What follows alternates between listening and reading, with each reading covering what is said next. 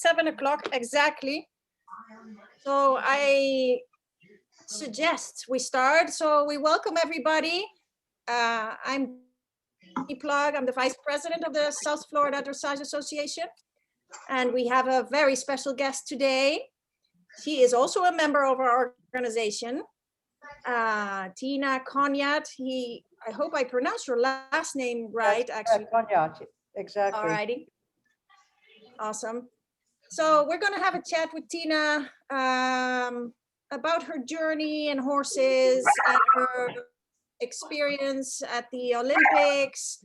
You know, you don't get many people that get to that level all the time. So we thought it was a good moment to do that. And also we will organize a clinic with her in about 2 weeks. So if anybody is interested in riding with her here down in Southwest Ranches, you can get to know her and get a feel for her, and afterwards sign up for sure.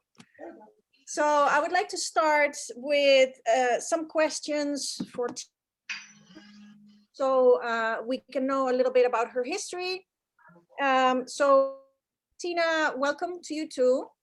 Tell us a little bit about yourself. How did you get into horses? Where are you from? And did you start in dressage? But people started in different disciplines than dressage. So please. Thank you for having me and welcome everyone. How did I start with horses? How did I not start with horses? Horses were my life. I'm 5 generations of an equestrian family and a European family that came to this country in 1939. They came to America because of the war, and my father was Hungarian from Budapest, and my mother was from Pilsen, Czechoslovakia. So along on my father's side only was the horse family. There was no way around it, and my passion was horses. From a little tiny baby, I was sitting in front of my father and riding around, and everybody thought of me as being half horse. And I often think of myself that way because I can just walk into the stable and I get all the vibes from all the horses, how they feel, what they're doing. It's not for everyone. You know, not everyone has that feeling. So there is a connection with the Ringling Brothers Circus. There was a connection back. It was like 1913 where my father's family they came to America and they took this Wild West show and brought it back to Europe to show what, the American West was. And they had a Wild West show. There's a wonderful book that was written about my father's family. It's called Arthur Konyot, the White Rider. And it's about my grandfather. And it's a very interesting story of horses and travel through war-torn Europe, basically. Right. So that Ringling Brothers, of course, they came, but my mother also, she was a high wire tightrope walker, and she was the only woman in history, or actually, I don't believe, except the Valendas, but my mother walked the high wire with no net. Oh, God. She lost her only brother to his death in Waco, Texas, back in the 50s. Yeah. But she came to America because of the World's Fair in 1939. And she had just performed in Germany at the Winter Garden in Berlin for Hitler, actually. She was 14 years old, and they came across. They were one of the last ships that left out of Germany, out of Bremen, to come to this country. So there's lots of this, old European family of war-torn Europe. Right. But and that both my father and my mother were in the circus. There was that family history of circus, and my grandfather trained, polar bears and horses and, circus. But in so many ways, circus was different than what people thought of. I remember growing up, and sorry to jump off to this because I'll forget it if I don't tell you. Okay. growing up as a little girl, my parents used to say to me, especially my mother said, don't tell, in school, or don't tell people we were in the circus. I said, why not, Mom? I mean, Dad, I mean, this is like something to be proud of.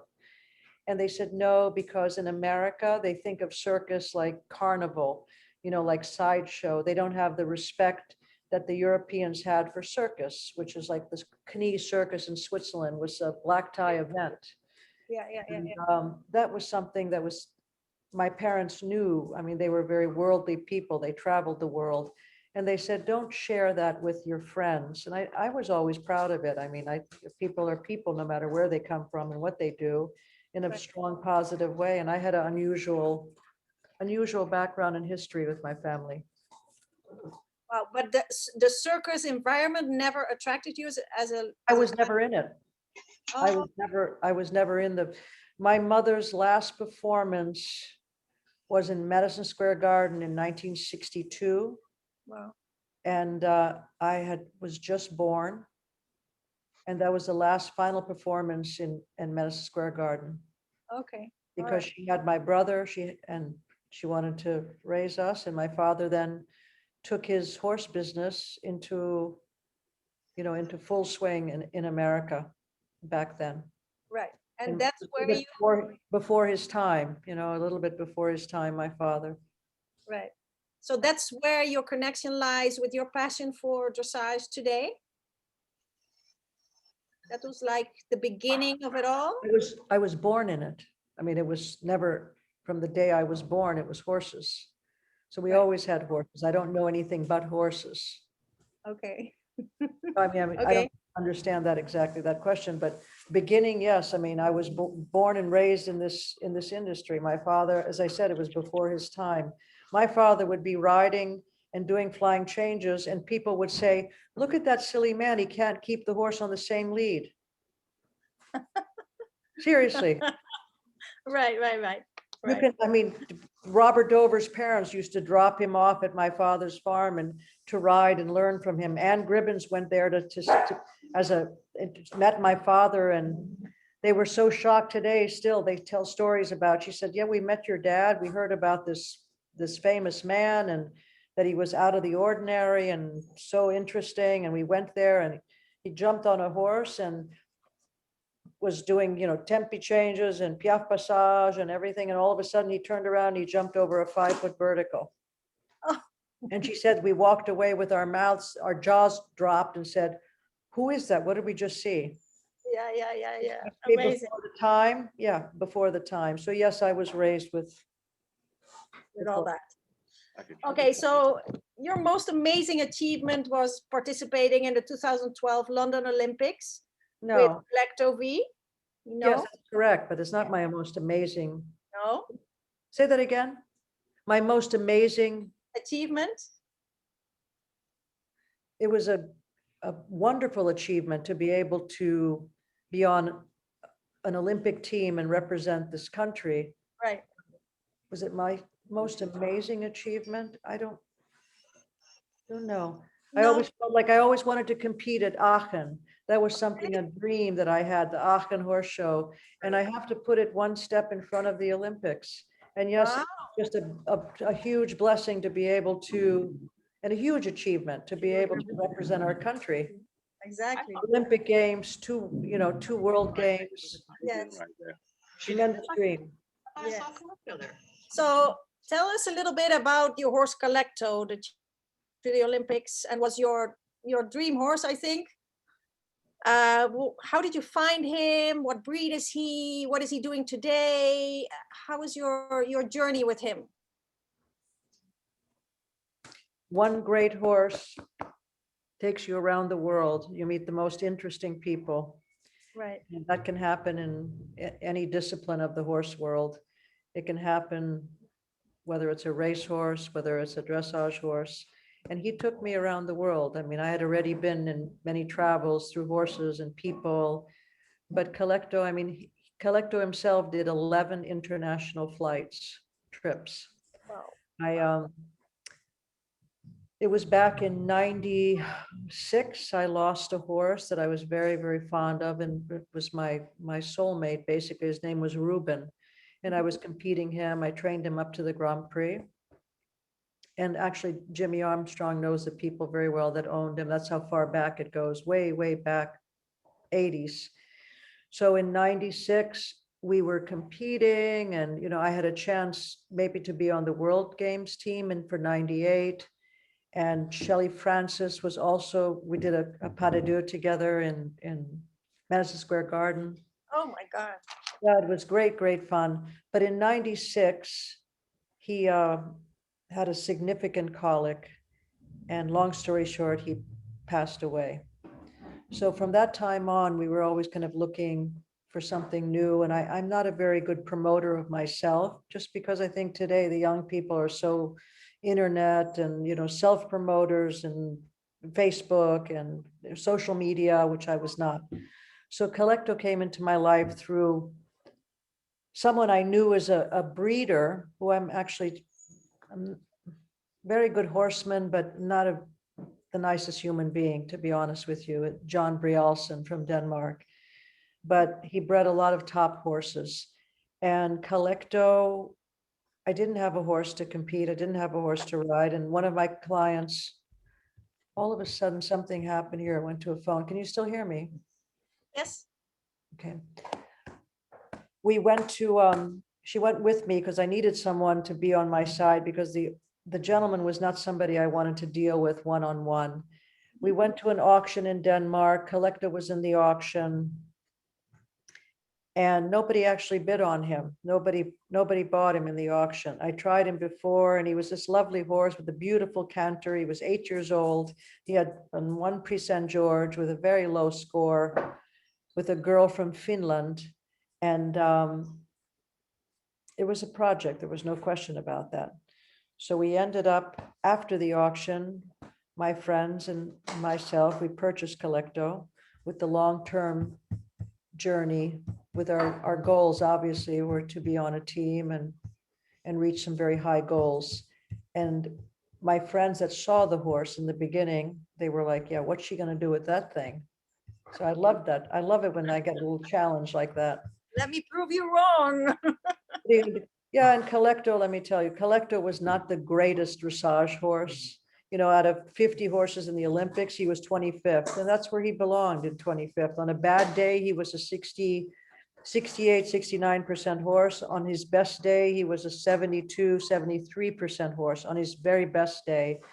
But back then, you know, I mean, what more could you ask for? I mean, I competed in Aachen, and I was 8th in the freestyle in Aachen, with Totalis winning it, and, you know, Parseval, Mistral, like some major horses.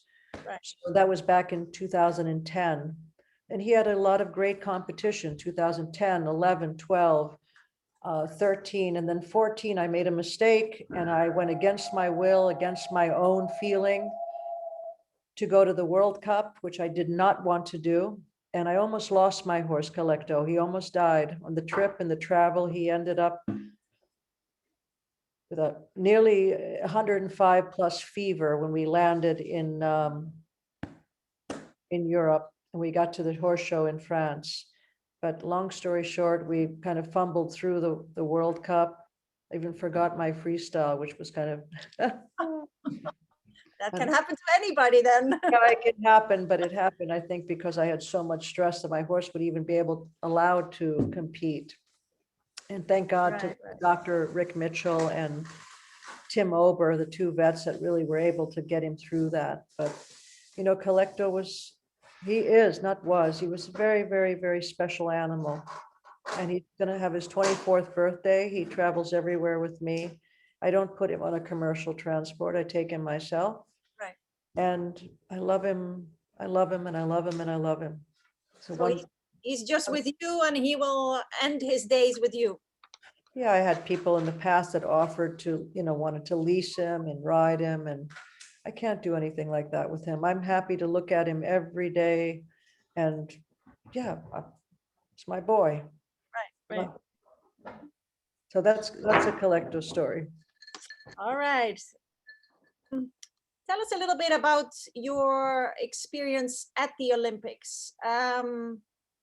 Does it feel really different than any other big Of course show. it is. You have an amazing venue. You have an amazing amount of athletes all around you. You have an amazing amount of everything from, security to food to, I mean, anything you want. I mean, it's just an amazing amount of everything at one venue. And London did a beautiful, beautiful job. I mean, truly, they did a fantastic job. And our federation is so generous to us as athletes. I'm fortunate that I was able to experience, and I'm actually not finished with my experience with this, but when I Oh, started as a young person, there wasn't all the possibilities that young riders have today. When I was abroad in Europe, I mean, I was struggling to stay there and learn and compete. So being at the Olympics, was it, I mean, amazing? Of course it is. For any athlete, you want to be the best you can be, and you are the best. You're the best for athletes in your sport to represent your country. right. Is that something special? Absolutely. You walk into the venue and thousands and thousands and thousands of people, eyes are on you. It's a wonderful feeling. Right. So how do you qualify for the Olympics? Let's say somebody is really motivated and has a lot of, how do we say this here, aspirations, and say, I want to go to the Olympics. So Well, what does it you take? have to- I agree with what you just said, when they have that motivation, aspiration, dreams. And unfortunately, the way it is today, you have to add finance, money to the end of that. Because doing it without is nearly impossible. I'm sorry, it's just nearly impossible. I mean, Collecto was less than $100,000 horse. Today, you have riders that are being sponsored that are buying. There's few and far between that are actually making their own horses, like from the beginning, from the lower levels up. And then you end up buying horses in Europe, and these people and sponsors are buying, multi-million dollar horses for accomplished riders to ride. So you have to keep that word finance in there. They have to, and it's a little bit sad because that extreme talent, it's almost as you're as good as what you have under you. Oh, wow. Well, that has to make sense to most everyone, unfortunately. And I'm still very blessed to be able to ride and train my horses. I always have done that. And that's someone like an Isabel Verrett, and she has wonderful sponsors. Madeline Vinter is someone that's sponsored her for many, many years and supports her with the quality of horses she needs. That's another thing that's changed so much over the years. But when you have that, she creates them. I mean, she was offered Totalis to ride. She wouldn't take it. It's something special to be able to ride and train those horses. Right. That's it. That's, yeah, amazing. I think we have a question in the audience from Irene. Could you unmute yourself, or Holly, could you unmute her? Irene's a special lady. Okay, we know her. I don't know how to get on the camera though. Irene, just when I thought you knew everything. No, I don't. But I don't know you for many, many, many, many years. And it's very exciting that you're doing this. I can't wait. Why can you not see me? I've seen you for many, many years, Irene. I don't know why I can't see you. I don't know how to do that. Daphne, can you help Irene, please? Yes, on the bottom left of your screen, there should be an option to turn on your video.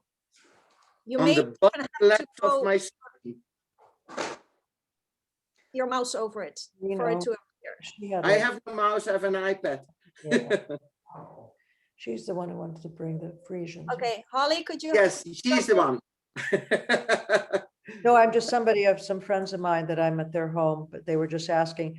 Irene, I mean, I rode one of Irene's horses back in 2000. He was a 9-year-old that I acquired when he was 4. And as a 9-year-old, I rode him in the Olympic trials. And we were 7th in the Olympic trials. Wow. So Irene and I had many special times together. She had at one time, I think she must have had 8, 10 horses in training with me. And that's a long time ago. And I actually, one of the horses was the most special horse we sold for quite a bit of money back then in 2000. He ended up with Madame Dupont, Daisy Dupont, who rode and trained with, She, there's Irene. Hi, Irene. There she is. here's, Rode and trained with here's on it. Crystal at Boylan. So we have a long history of horses, friendship that goes back from I guess it was 96. Wow. But That's thank amazing. you for joining, Irene. Yeah, 35 years.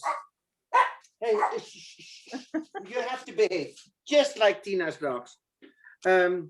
No, I'm so excited, and I hope many more people. I tried to get Colleen in, but you know, I sent a lot of invitations because I think this is the future for all of us. That's amazing. That's super. Thank you so much for spreading the word, Irene. That's really nice of you. And we're happy to have you. All good friends of Tina are welcome here, of course. Do you want to say anything else about Tina, or maybe ask her questions so she can inform? Tina is one of the hardest working and training and loving the horses. I mean, there's no comparisons. And yes, Tina is going to have a lot of more of my horses because you're never too old. My retirement is bringing in about 20 Friesians from Holland, and only the sport horses I'm bringing in. Irene, please don't give away any secrets, okay? Let's not say too much, okay? But No, but that's what I would love to do, and I want to be Tina be part of it. I'm blessed that I've had you that many years in my life, and that I was able to ride such wonderful horses for you. That was truly a very, very special time in my life. Not many people have that opportunity, and you were always so generous and kind, and very special times. And thank you for that. Love you, girl. Lots of love. By the way, you look fantastic. You don't age. An old broad, huh? Yeah. That's Thank you, but Irene. yes. All the best, Irene. We'll talk soon. And I'll you can get me off the screen so I can keep on listening. Yes, let's you know, would you talk a little bit also about besides justice, also about flex? Are you there? And what about chronograph? Chronograph was pretty special. There's no question about, but again, as I said earlier, I don't know if you heard that, he was sold to Madame Dupont, and it was a horse that I tried to keep in America, and we sold him for a great deal of money, really a great deal of money, but at that time in 2000. But I didn't have the support system to be able to keep the horse in this country back then. So you're looking at, 21 years ago. And the people that I approached at the time, because the horse was really at 8 years old, he did his first Grand Prix, the people that I had a little tiny bit of faith in that possibly would help me, ended up, trying to acquire the horse for Gunther Seidel. And that was a big slap in my face. And it was the beginning of me learning a lot about the industry that, or not my industry, but I guess it's just business in general and life in general. Yeah. So anyway, let's move on and talk about, I'm sure there's other people that want to ask questions, and For sure. please, people, ask questions about your horses, about riding, about nutrition, about anything you want. I mean, I'm happy to answer. I'm an open book, and I really have a book of encyclopedia coming from this family of horses and animals, basically. Okay, we have Rochelle here with a question. Holly, can you unmute her? Hi, Rochelle. Hello, can you hear me? Yes, perfectly. Welcome. Okay, I can't get my video on for some reason, but my question to Tina is, do you like teaching? And if so, who do you like teaching the most? Amateurs, professionals, young horses? What are your thoughts on that? Well, it depends who's listening, how many of my students are listening, who I like teaching. And then I met some wonderful friends home that I teach, and he's a wonderful rider, and he's smiling because I mean, I'd have to say like, I love teaching Ben Albright because, you know, I'm using his computer right now. I'll tell you, over the years, I've had changes in my life, and Ben can add to this. He knows that I was not someone that was so strong and say, oh, I love to teach, I love to teach. What I love to do is I really love to ride and I love to train horses. But then as I had something quite significant happen to me, which I don't need to talk about unless somebody asks me, but even then I don't need to go there. I lost a horse that I had trained for 6 years with hopes for a Tokyo team, and new owners took him over, and 4 months after, they pulled the horse from me without reason and put me on my knees, like really hard on my knees, dropped me down. And you hope and pray you're going to get up. And I did, because I have a strong genetic character to do so. But then you start to think about how much information I remember over the years, because you concentrate when you're a competitor, and I still very strong will to compete and be successful in that, but you have to have the horses to do so, and that's what we're working on to rebuild. But you have your concentration strictly on yourself, and you can talk to any top-end professional that has that opportunity, that they're really training their own horses. That's their biggest goal, is to concentrate on their horses and training. And I have to say that I was more concentrated on myself than offering information to others in the past. And I've learned some different rules in life, and it's opened up some different doors for me in a very strong way. And Ben Albright, he worked for me some years back, and he said, you really don't like teaching. I think I even told him I don't really like teaching. And I think I hurt his feelings by telling him that. Well, what's nice about that, Tina? Like, look again. Today he's back in my life, and I appreciate him being there, and he's so appreciative having great information from me. So I can give that information out. And so many times, I mean, I obviously like people. I do like horses more than people, unfortunately. It's not a very nice thing to say, but I really am an animal person. And I think I'm helping horses in so many ways when I can help a person and give them information, no matter what level. If you're an amateur, if you're a beginner rider, you don't know how your saddle fits. You don't know how to make a turn. You don't know how to put him on the wash stall. You don't know how to make him rein back. You don't know how to back him up into the wash stall. I'm an encyclopedia of information as a horsewoman. And I'm happy to add that. I have to say, I'm happy to give that information to people, as long as they're kind, and they're not, pretentious. And the sense of entitlement in the young people sometimes today frustrates me. I don't like it. And then I walk away. When I was younger, I used to give them my opinion, but now I save my opinion because it makes me stronger. I don't need to give them my opinion. So for me to pinpoint who I love to train more, first of all, I love to ride. That's above all, I love to ride a horse. And I'm so willing to get on a student's horse that has problems and look into the problems, say, let me on, before I feel so bold and I'm so superior to you, I'm going to tell you, you're doing this, you're doing that. Yeah. Do you mind if I sit on your horse? Because maybe I get a better feeling for what you're trying to express to me, if I can feel the horse and ride. And I'm a rider. By people that know me, all professionals around the world that know me know I ride by more feeling than anything. And that can give me more information sitting on that horse to that owner, rider, student that's on their first level horse, their hunter, their jumper, their Western pleasure, whatever it is, it's horsemanship. Right. I hope that answers your question because it's very hard for me to like give you I'm a little eccentric in my thinking. No, Yeah, I think a no, lot of, we all know that.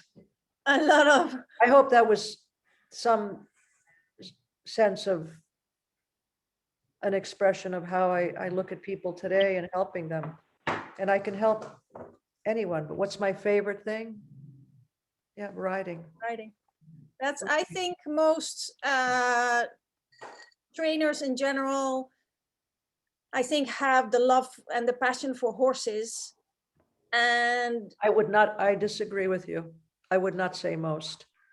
There are trainers that are better at teaching that would rather they've ridden in one top event of the lifetime and they would prefer to go by that and sit on the sideline and teaching people and selling horses and no, I disagree with that totally. And I'm in it. I'm like in the midst of it.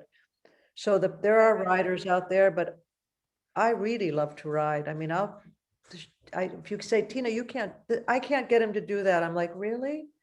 Let me try. right. It's not that I want to help you. I'm not trying to be arrogant about it and trying to make you feel poorly about it. I want to get the information so I can help the horse and then help you help the horse. Yes. Yes. That makes sense. That makes sense. Helpful information for you or? Rochelle, she's muted again.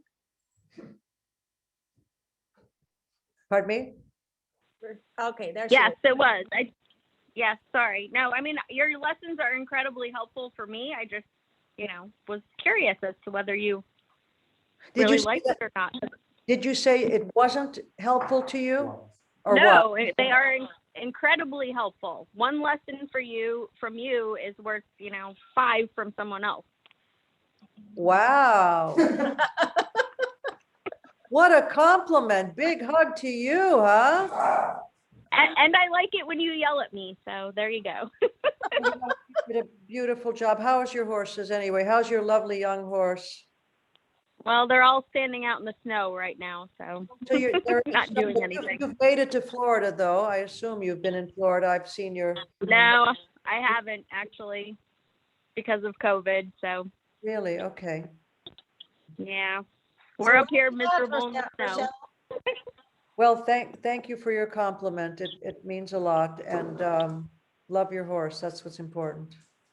Well, thank you for your help. All the best to you, Rachel. Thank you, Rochelle, for your question. We have another question from Kelly. What advice would you give to an adult amateur who wants to show and move up the levels successfully? Kelly, are you unmuted? Kelly, I am now. there you are. Hello. I can't turn on my video because then my whole thing goes wonky and I'll lose everybody. So That's okay. Kelly is our secretary from the South Florida Dressage Association. So Kelly, tell us the truth. You're really in your pajamas and you have like unicorns all over your pajamas and you don't want us to see it. Is that right? well, all right. Oh, well, I thought that would be a good thing. There you are. You look fabulous. I have a poodle. Look, you see, there you go. Here, this is what's important here, right?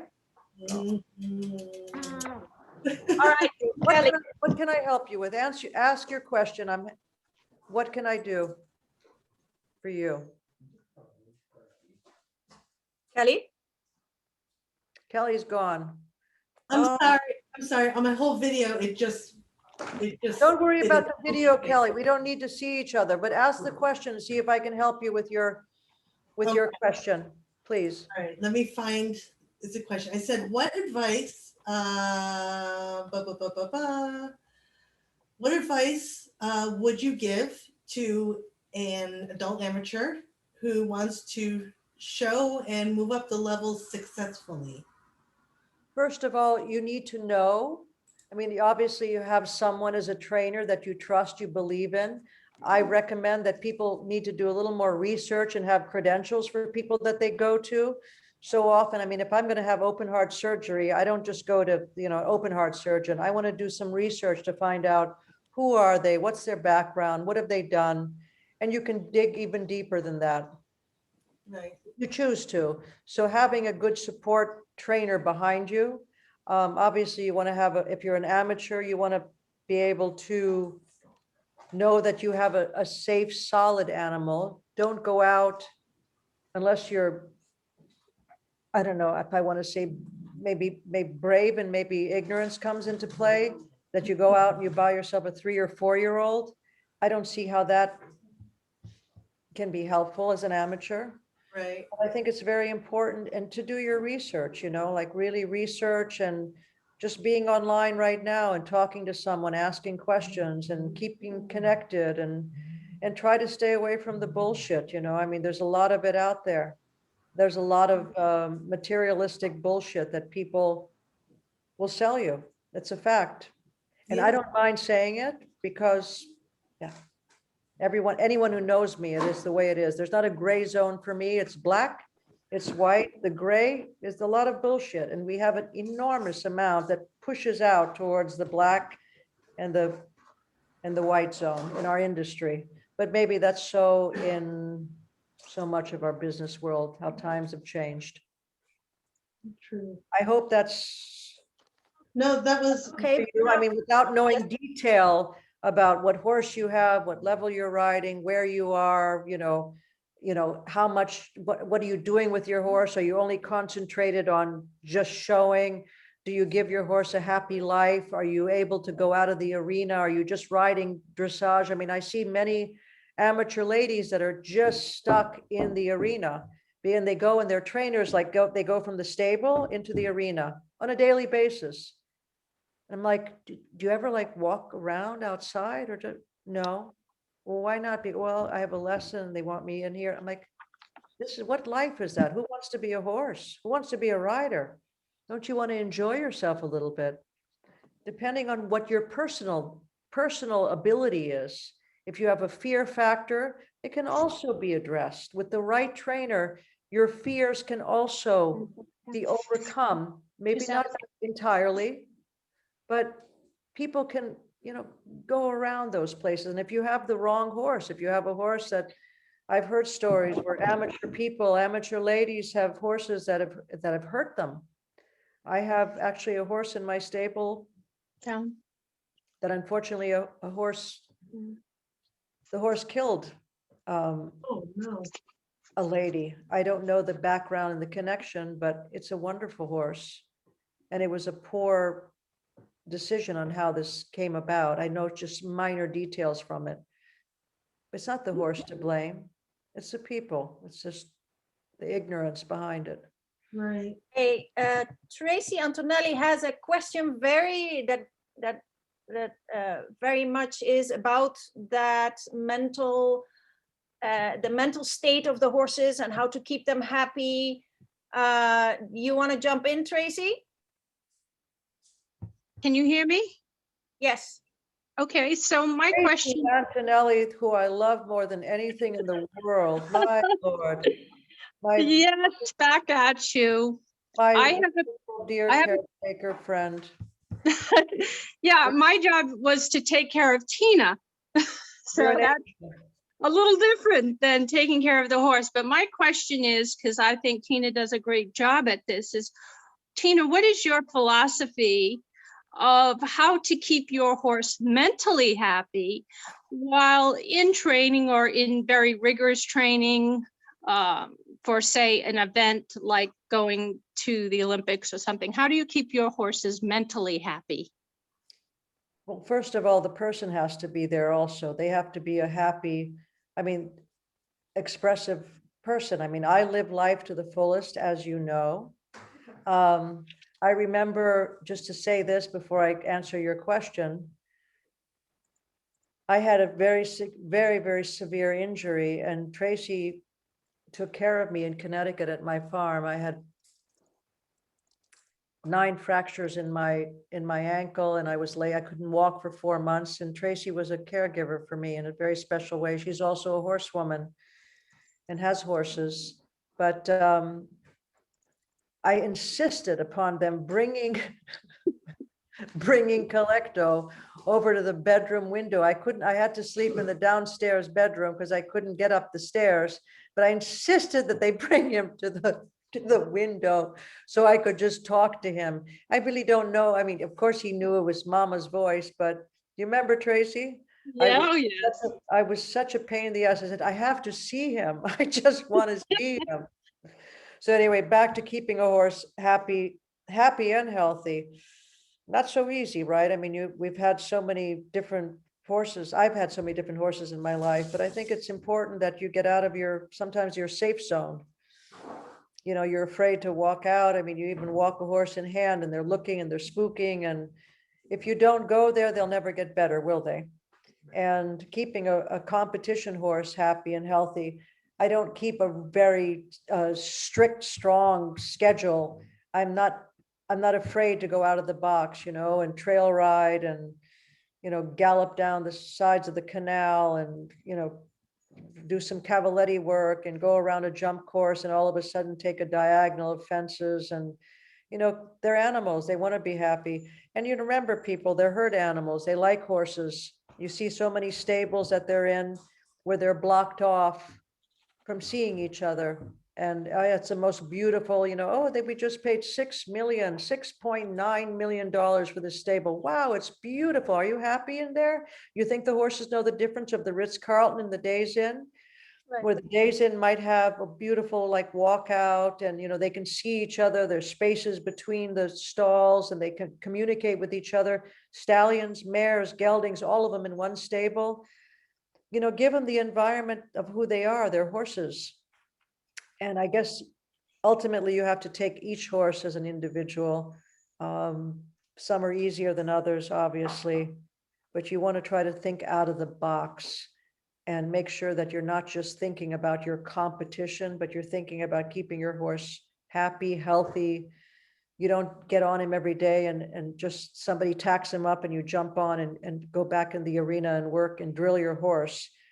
It's something where you have to be hands-on as a rider and a trainer. Put the grooms aside sometimes and, you know, put your hands on their back, see what they feel like, their withers, their spine. You know, I see so many professionals that I help that don't do that well, you know, and they're embarrassed when I show them how sore their horse is.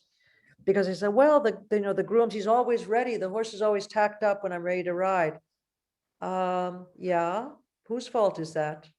I mean, you cannot blame it on anyone. You have to take responsibility for your athlete. You're both athletes, but you have to be hands-on with your athlete. It's very, very important. I hope that's a helpful answer for you, my friend. Great answer. As always. We're definitely getting to that topic of horsemanship. I see it a lot at my barn where kids come, as you say, pony is ready, they get on, they ride half an hour and they go home and they have no clue how to tack up a horse, or I don't know what a horse likes or how to pick his feet, and I think we agree on that, Tina, that horsemanship is a very important part of owning horses, training horses, and learning how to read them, you know, how they act on the cross ties or in the stall and all that. It's a lack of in our industry. There's a lack of horsemanship, and some of the greatest professionals in the world can admit to that. You know, you've heard them, you know, they put it out in press. I mean, they're, you know, they always want to be politically correct. Well, I've never been one to be politically correct. Pardon me? That's okay, go ahead. I don't know Tina. what that was. But anyway, I've never been a politically correct person. I'm a correct person, but the politics of it never took my life over. And yeah. Okay, we have another question, something a little different from Sierra. Are you there, Sierra? Could you unmute Sierra, Holly? Or unmute yourself? It looks to me like Well, she's ask her already, sorry, it looks to me like she's already unmuted. And it also looks like maybe Patty also has a question because she's also unmuted herself. But Patty, can you wait for a minute? Ask away, anybody ask away. This question? Yes, so Sierra is asking, what advice would you give a young professional starting their own business? How much money's in their bank account? Sierra will have to answer. No, but that. I'm serious here. I mean, here's the question. You're starting your own business. Do you have a substantial background? Do you have something to stand on? I mean, does someone, you're working out of your own facility? Are you striving out, working towards owning your own facility, or do you have to rent a facility? I mean, it's not so easy, but the bottom line of all of it is prove yourself. We can all solicit, we can do. Really? What have you done? Tell me. Back to credentials. Back to credentials, whatever it is. A young person, you keep learning, you open your doors, you keep taking advice from the seniors, the professionals. Read, look about history of dressage. Look into the background, and if you mention Xenophon or Lagunier or some Steinbreck of the old history of dressage and horses, they're like, who's that? But Facebook, you can see them here. Here we go. Yeah, everyone. We're all on texting away. That they do very, very well. Yes. Ask them something about the horse's anatomy or the feed or nutrients, supplements. Checking their backs. Find research. Do your homework. It's a luxury sport, people. Here's the bottom line. Owning a horse in this world, owning a $500 backyard horse is a luxury. Go to the next steps. Oh, I'm riding a $750,000 horse. Oh, my mother just bought me a $200,000 horse to do young riders. Really? What do you know about your horse? You watch the farrier? Do you watch the farrier walk him down the aisleway? Do you demand that he does so you can see how your horse is landing on his feet? Do you ask your vet questions if he comes to take care of him? If he doesn't feel good that way, that particular day, and you're having some problems, do you ever look at yourself to see maybe you're not riding him properly? Or do you call your vet to say, oh, he's stiff. Can you inject him here, inject him there? It's a bunch of bullshit. Excuse my language, but like I said, I don't live the gray zone very well. Does that answer any question for you? Or Yes, I have Malena Marchand. She has questions actually. Have you trained mares, and do you find them really different from geldings and stallions? oh my God, that's what I can say. Well, good experience or bad experience? And be careful what you say. Yeah, I'll tell you, I've had some wonderful mares in my life. One, this Anna Karenina that I had back in 2004 of another wonderful client, friend of mine, Sally Miller, who actually I bought her farm from her in Connecticut, which I recently sold after 20 years. But there are some special mares that are there for you. And when you have a good one, they're going to be there for you. Mhm. My preference is a stallion and a gelding for sure. And stallions, why? I don't know. I've always connected. I don't have that reason. I've always connected. Stallions, they connect to a person and very close. I think it's very hard to sell a stallion once he's trained and he's in his own self of who he is and who's trained him. I think it's very difficult to move them on to another person. And I think an example at the highest level example is a totalist. And I remember sitting on the bus. I hate that word, sitting on the bus. I feel like an old bag lady or something. But we were sitting on the bus going in the Olympics in 2012. And I was sitting with Edward Gall and Patrick Vandermeer. And we were talking, and it was so difficult for Edward to talk about totalists. It was heartbreaking for him. But I remember seeing them in Aachen in like 2010, and we were stabled one space between Calecto and Totalis. And I remember seeing him with Edward and with his groom that he had had forever and still his groom, that connection with the stallion. I don't know. I mean, why why do, it's a stallion. They have something Yeah. extra special, and they like Calecto. When other people are, when I'm around, when I pull up into the state, still to this day, it's all about Tina. For him, it's all about me. So my grooms used to tell me when I was competing him and he was at the height of his career, they'd say, could you just, we're trying to like do something with lasering or do what theraplate or braiding, or could you walk away? Because he's only thinking about you. And that I love. So, but mares, yeah, a good one is a very, very good one, especially I believe in jumping horses, it's even more special. But I have my own, own experiences with mares. I have one right now, very special one, but that's not a conversation that I want to get into, but it's a good one. That's okay. We'll see in the future. Marlena has another question asking, let's say you get on a horse from a student of yours. When you get on that horse, what do you try to feel about it? Or what are you looking for when you get on? What is the first thing you're looking for? Are you trying to A maybe? comfort zone that, I mean, somebody else is sitting on him, how he walks away, is he with his head up in the air? Does he has his ears are very, stiff? Are they looking back or forward, or, what the horse's expressions is? And you can feel it. I mean, a person with feeling, I can sit on a horse and I feel if they're going to walk off like, oh, it's another day and I'm in a happy zone. Or you sit on a horse and it's like, someone else is sitting on me. What's going on? Who is it? And then you have to identify yourself to that horse and tell them. And most, not most, there's a large number of horses I sit on that want to know, who are you? Like, what are you doing on my back? Right. And some of them are defensive about it.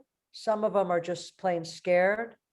Some of them are like, introverted. Well, I'm not telling you anything. And you have to be the intelligent professional, knowledgeable professional to reach out and find those zones with them.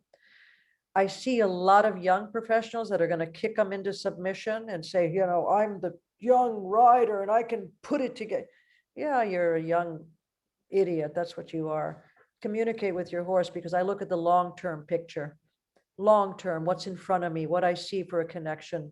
And if you can give that information, if you find that connection, which I usually do, it's unusual if I don't, and I can pass that on to the rider, I can pass it on to the rider, owner, whoever. And sometimes you have mismatches. Sometimes there's people that I seldom, but sometimes you see, this is just not the right match. This horse, they don't go well together. And Right. it's not so much about the horse, it's about the person, because remember, we're the human beings. They're not the most intelligent creatures on this planet, okay? Remember that. But that's something you sit on a horse and I just feel them sometimes I just stand and just drop the rein. What do? Some horses will stand with their head up in the air, like in a panic. Some might look around and some might have a completely blank, nobody's home look in their eye. And I've seen horses like this. I used to do a clinic at a farm, without mentioning names, God bless them. And there was a hunter jumper stable where a dressage person was.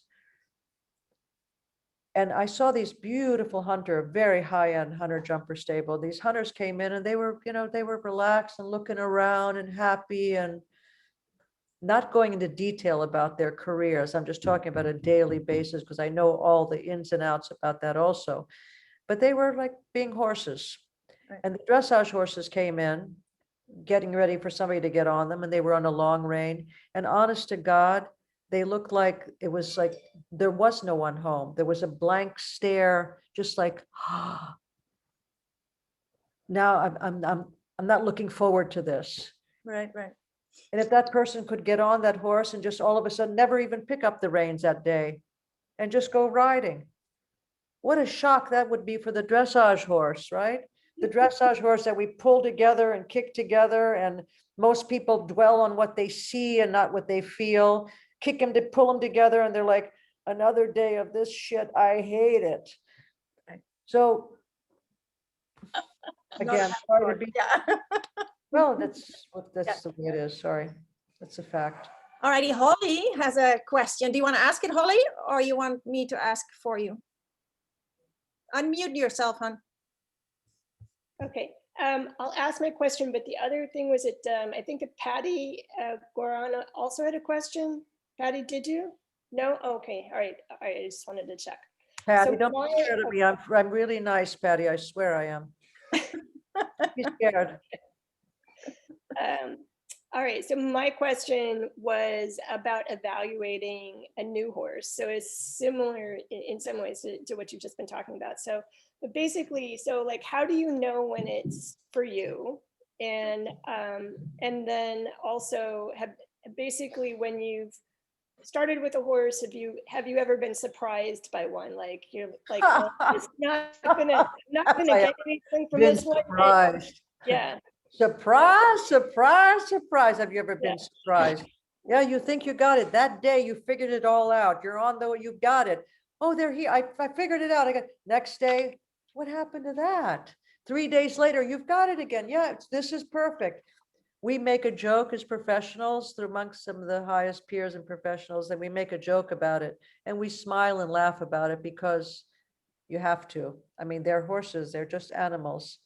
But how do you evaluate what you have? I mean, how do you know? How do you just, how do you know in your heart that like that's right? So, know something? How do you know anything in life? I'm sorry, but how do you know that you walk out the door and you go and pick up coffee and donuts? So how do you know you're going to come back home? I mean, I just don't know that answer. How do you know? Obviously, you want to know the safety factors first of any individual, depending what their needs are. And risk, try to find out. If you can't do it yourself, have a person that you trust that has knowledge that can test the horse a little bit. I've literally had horses where I was looking at for clients that were amateur people that they needed a safe horse. And I mean, I remember throwing a lawn chair into the arena when they were riding by. They told me how safe it was. It would never spook. Nothing would ever happen. Really? You said it to me, and the horse was actually fine. yeah. So, all right, good. Does that help I mean, you need to have a support system when you're finding it. If you're an amateur, a professional, we all take a risk. We all do. It's a risk of, you feel like you can make something better. Some of us, you take on a project. Some of us can fix it. Some of us can't fix it. Some of it can't be fixed.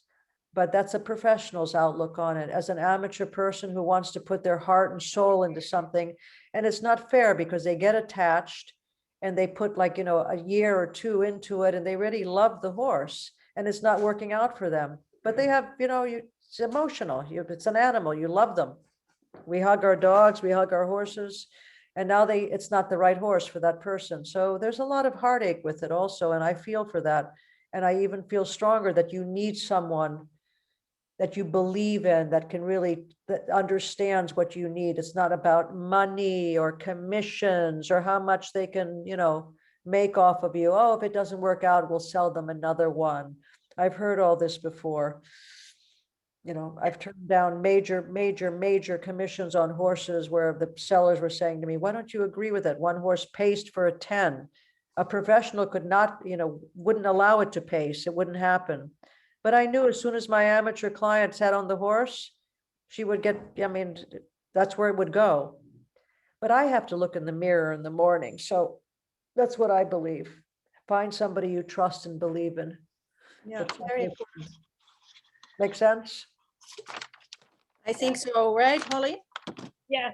Does that make sense to you, Holly? Yeah, I've had good matches and not so good matches, but You're blessed. yeah. You're blessed for that. Could Yes. I have a 120-second break so I can use the ladies' room? Thank you. Yes, Whether of you say course. yes or no, I'm going. Those things happen. Those things happen. So if you have any more questions, buying a young horse, Mimi, well, your question was kind of answered right now, right? What do you look for when buying a young horse, 5-6-year-old? So no, I wanted to ask her about specific traits, things like is the trot more important than the canter, or the canter more important than the trot, that sort of thing. Oh, okay. So a little different than whether or not the horse is fit for me, right? Yes. Okay, awesome. All right. Anybody else have any more questions that you can type in the chat? Take advantage. We have another, well, we're an hour. We're going an hour now, so we'll have to wrap it up in not so much time. Okay.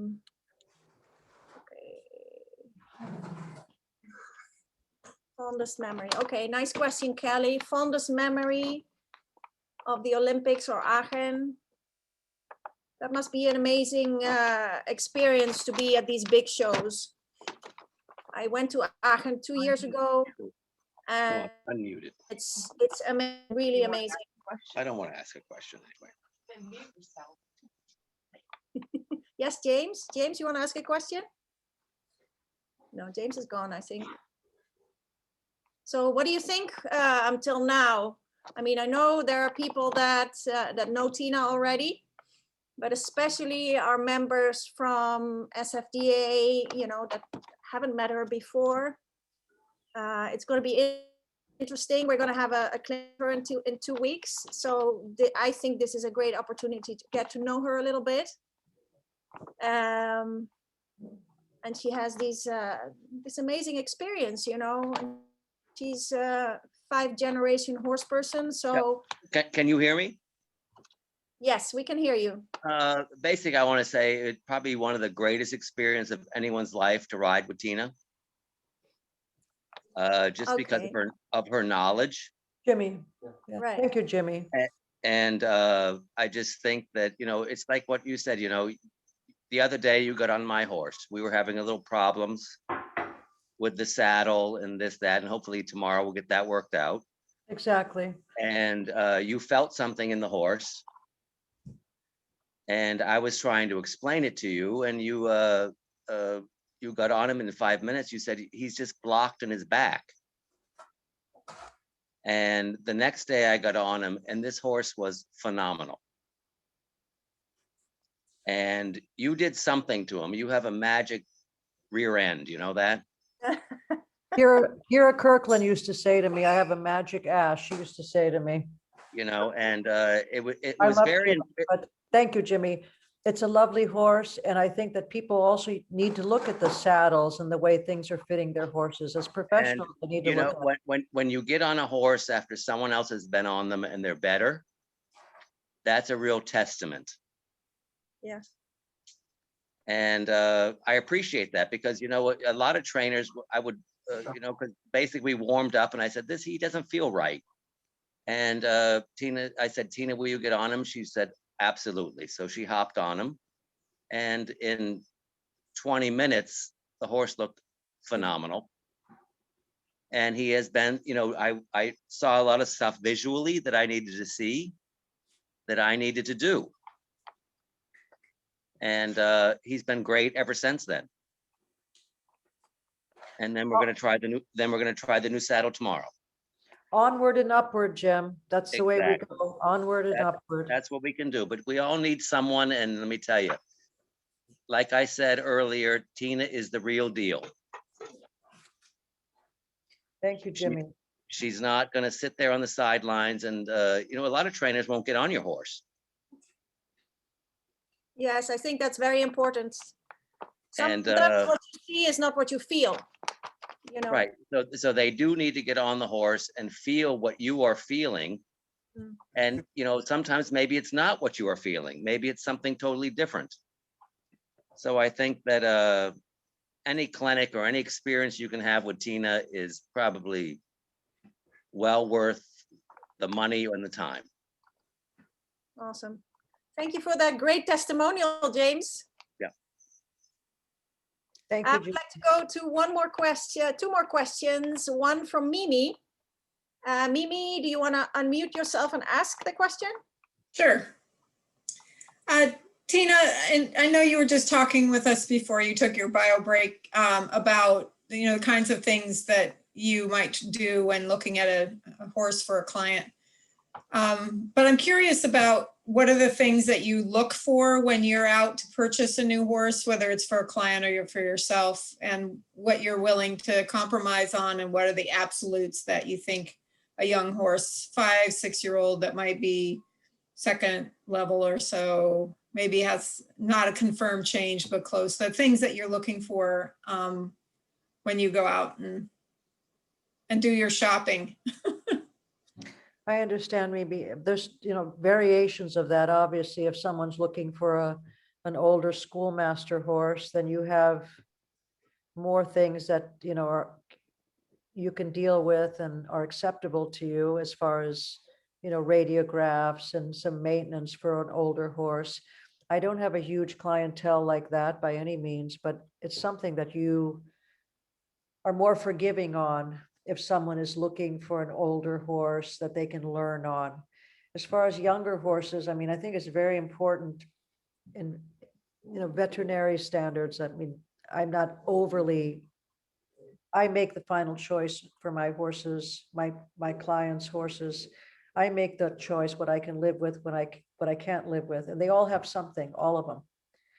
But then you look for character, you look for, if the horse is a green horse and he's learning a change, it's not perfect. I can live with that. I mean, it's a young horse learning. As long as you have a reputable source that you're dealing with, like somebody, I'm presently looking for a horse, and maybe this gives you a little information.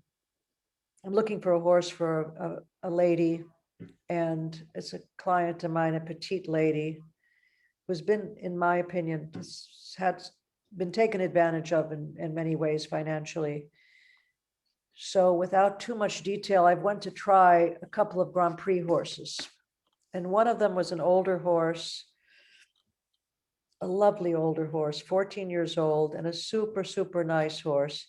It was just, I had to say no because she wants something a little bit more than just an older Grand Prix horse to learn on. So she wants to be more competitive, more in the field, and learn, have a longer journey in front of her. So that was a lovely horse, and there was no secrets about it. He was 14, he didn't look 12, he didn't look younger, he looked like he was 14, but in a good way, in a very good way. And then I went to another person who they should be ashamed of themselves, and looked at another Grand Prix horse, and big numbers we're talking, over $300,000. The horse had such a significant tongue problem. This is a professional showing the horse to me. And when I looked at it, I said, that's so strange. I said, I said, that he has a tongue on the side of his mouth, not just on the side of his mouth, but hanging out of his mouth. And he said, yeah, I've had people riding him and trying him, and he's a little bit sore, and he's in his back, and he's not feeling so connected. I said, well, then why would you show him to me? Like, why wouldn't you give the horse a break if you feel like it's been induced by other people or working or trying? The bottom line, it was just bullshit. So I got on and rode the horse, a wonderful horse. If I had the horse and it was my horse, I'm almost certain I'd be in the top 5 in America with this horse in the Grand Prix. They've had him for 2 months. He was shipped to this country to sell to some amateur person that doesn't have the proper guidance, and there's kind of filled with ignorance, going to be able to buy a Grand Prix horse that the tongue is hanging out of the mouth like a flag, not just by this time, not just out of its mouth, but hanging out of its mouth.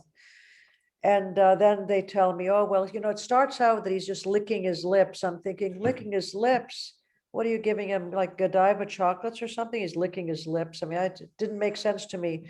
So again, I was so heartbroken, and I stopped and I looked at both the husband and wife, and I said, this is really disappointing. And I'm taking care of my client. And I told the husband, I said, look, I said, I've tried these horses, and this is one that I was so excited to look at this horse. But then I realized how wrong it was. And there's going to be someone that goes and tries this horse and buys it without someone telling them, hey, you know, if you're looking to go into the Grand Prix ring, they're going to kill you with this. They're going to really, you have a major bridle issue problem. And I don't think those people care. They care about the dollars. So again, you have to just find someone that you believe in, and those are things you can go with. You can go with just about anything, just depending on what you're looking for and who's supporting you, and if that makes sense to you, what I'm saying.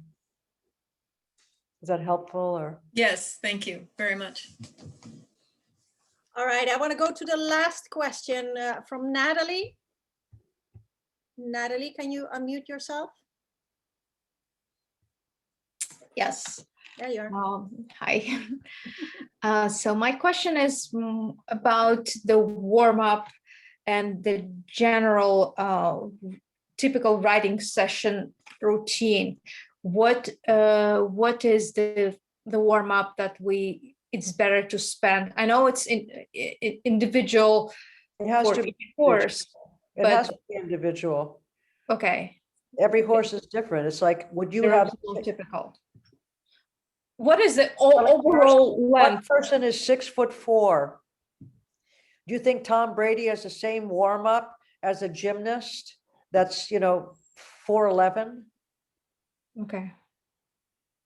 Okay, what would be the? I don't think so. I mean, you can't have the same one. You want to have a routine. You want to have, you know your horse to know that he's quite stiff, or he's too loose, or he's too long, or he's too short. You want to know a little bit about your horse, his basic qualities of your horse, his problems, like the strong points, the weak points. And you have that down on your paper. This is what I know, that he's not good at this, but you have to be sure that it's not him and that it's not you. Which one is it? Is it you or is it him? That's something important that people like to say, oh, my horse is this, it's easy to blame the horse. Easy. But if somebody gets on your horse and says, look, I'll show you what you're struggling with is not really the problem. You're creating the problem. I hope that makes sense. I mean, you have to know. And then I can identify your issues, what you may have with your horse. And then you do your warm up accordingly. Some days, you want to try to stick to a pattern in a program, and you want to start out low, or you want to start this one out a little bit higher, or this one a little bit more in front of your leg, a little bit more over the tempo. One might be under the tempo, a little bit slower. I don't ride every horse exactly the same. I have my basics that I stick to, but you have to make variations in each horse. For sure you do. Yeah, one's going to pull more on one side or the other side, or if the same trainer has 6 horses that are all leaning on the right rein, it's not the horses, it's the way they're being ridden. Pretty simple. I mean, that you could figure out. I mean, Ray Charles could see that. It's not the same. Do you understand what I'm saying? It's just identify your horse. What would be then? You have something more specific to ask me? Do you have a specific question for you and your horse? I mean, some questions are a little bit vague in a sense that. Yes, I do. Every horse is like a person. Like, how do I walk a straight line? I mean, just. If I have a horse, I know we need a longer warm up. What could be the overall time for riding? What would be the maximum time you think we shouldn't cross the line after Here's that? my question back at you. How do you know he needs a longer warm up? What makes you think that? Because of the joint issue. A longer warm up. What makes you feel that? And is your warm up, can you address some of the issues that a warm up maybe in a walk? So many people don't take enough time to walk. Can you maybe address it that he's a little bit stiff, or he's harder, or this? Can you address it in a walk where you're not wearing out your horse? First, you have to address, is it your issue or is it the horse's issue? Once again, yeah, I don't want to drill my horse into the ground. A warm up to go into the arena. Oh, I warmed him up for 40 minutes and I didn't, and they come out of the ring and go, I didn't have much horse left. Really? I wonder why. How about trying a 20-minute warm up and going in? How about just doing walk, making your horse supple and comfortable and loose? You know, it just depends on that individual rider horse combination. That's something, but think out of the box. Don't get stuck there where you're thinking, how long should I warm up? Am I doing too much? Am I doing too little? Back up, dissect it, and see what your problems are. What are your issues? What are you trying to solve? You want to go in the arena and make him feel good at a left half pass or right half pass or canter departure, or he doesn't halt properly. Identify your issues. Make sense? Yes, but actually I was not That's that asking part. about Yes, I always, go ahead. the warm up Go. before the show. I was asking the typical riding session routine. So when we ride on a daily basis, what would be the optimal, or I know it's again different for every horse, but Best we have work- warm up, actual work, Here's the and best cool word down. I'll ever give anybody. Less is more. There you go. It's the best words anybody could possibly give. It was my father's best words in the world. Less is more. And you figure out the less part at home. If you're going to a show and you haven't figured it out yet, there you start it out, dissect it again. You're going to a show to do what? Doesn't have to be perfect. That doesn't mean not go to a show. It doesn't have to be perfect. And you know it's not. But you're not going to fix it out in the warm up. Mhm. You're not fixing it out there and making it better in the warm up arena. You already know you have this. He's harder in the left half pass. Okay. You try to do a little bit exercises in that before you go into your arena. But it's a process. It's a journey. Enjoy all that journey, that moving forward. There's no set amount of time. Sometimes I could have a 10-minute warm up and go in. Sometimes I could be stuck out there for much longer than I choose to be, but depending on the horse, if you have problems. But ultimately, my warm up, like from start to finish, what I try to achieve in my horses is 30 minutes. I don't want a horse I have to go out. I mean, and I try to achieve that over time, that I have a 30-minute, I'm going to walk for 10 minutes and I do a 20-minute warm up and I'm in the arena. That's the ultimate of what I want to try to achieve. You don't want to be on your horse an hour beforehand and take every last bit, especially you live in Florida. Do you live in Florida? Mhm. Yeah. Yes, Yeah. you do. Yes. It's a little bit hot, Florida. You know what I mean? It's like can you go out there and go in that, 20 by 60 arena? Walk around out there for 60 minutes. See how you feel. Just Tina, put- you will, put you it will, all- Put it all in perspective, people, all of you, put it all in perspective. Yes. They're pretty special animals. They're doing their very best for us. It's about ourselves, educating ourselves enough to put it into play. And that's what it's about. And if you feel like you're above that, or you think they have the ultimate solution, or you have enough money to go and buy that perfect, you can't buy it. You just can't. okay, Thank I you. would like to ask the last question. Can I? Who's asking the last question? Me? I want to know why Francine Bell, I am at her stable, Yes, we're getting there. We're getting there. and We're I'm so getting there. happy to be there, why she hasn't asked one question. She can ask you directly. She doesn't have to do it here. No, I think it should be public, but please ask your question. My question is, what will the future dressage horse look like? If you look back 30 years, Huge The difference, type- right? yeah, very different types of horses. It's amazing, the quality of horses, I the agree. weights and everything. But how far can we go with those horses? You know, Who knows? huh? Who knows? I have no idea on that. You're looking at. But how it's changed when you look back at the horses from, say, Klaus Balkenhol's horse that he rode, Goldstern was it?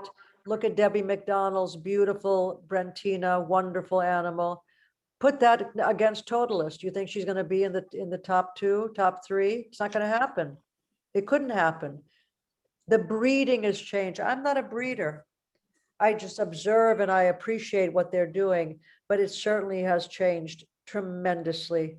If you look back just in the last, say, 20 years, go back further, it's too drastic of a change, but the last 20 years, you can see how much our horses have changed, and they're amazing. But let's see, you know, sometimes the more basic, normal, good gaited horse is going to hold up longer and have the longevity that we strive for. It takes such a long time to train a Grand Prix horse. You know, you want to get there and you see these big extravagant movers, they're already broken before they get to the point where they can really show their true colors, you know, how special they are. Yes. We'll see, we'll see. We'll talk in 10 years and see where we're at, where we're at. I hope I'm talking maybe something more than just horses in 10 years. Okay. I want to give the mic to Francine. Are you there, Francine? I'm there. Hi, Francine. How So are you? I just wanted to let everybody know that Dewey and myself are her favorite student.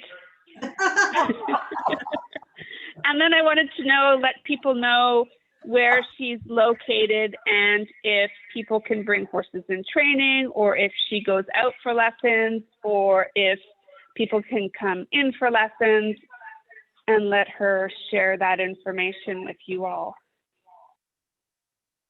Thank you, Yes. Francine. That's very kind of you.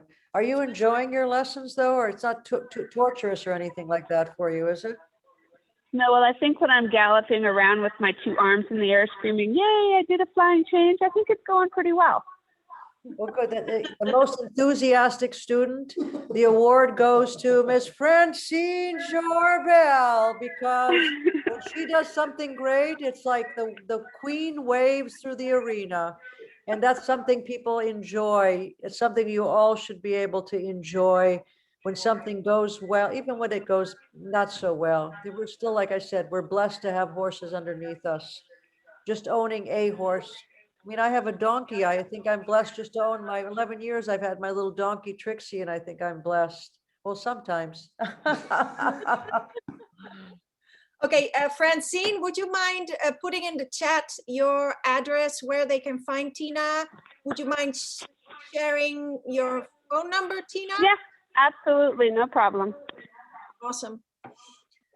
So we've come to the end of this evening with Tina. I don't know, I had a great time, learned a lot about you, and I think everyone can agree with me. We want to thank you so much for your time, and we'll definitely see you in about 2 weeks. Look forward to If meeting all anyone, of you in person. And Daphne, yes, I would like to get some more information on South Florida Dressage, because I've never even heard of this before. oh, yes. And I just wanted to say that Tina's contact information is on our website, on our Instructors in Barns page. So you can always find it there. So. Okay, I will put Yeah. our website. Daphne, excuse me for interrupting you. Yes. You know, I grew up in South Florida. That was the reason I was it was a connection. I saw South Florida Dressage. That's why I reached out. I grew up in Hollywood, Fort Lauderdale as a little girl. My parents were based down there. So I go back many, many, many years, and I would love to see that come back to a strong, and it was very, you know, Margie Goldstein, people, there were like some major riders that were down there at the time.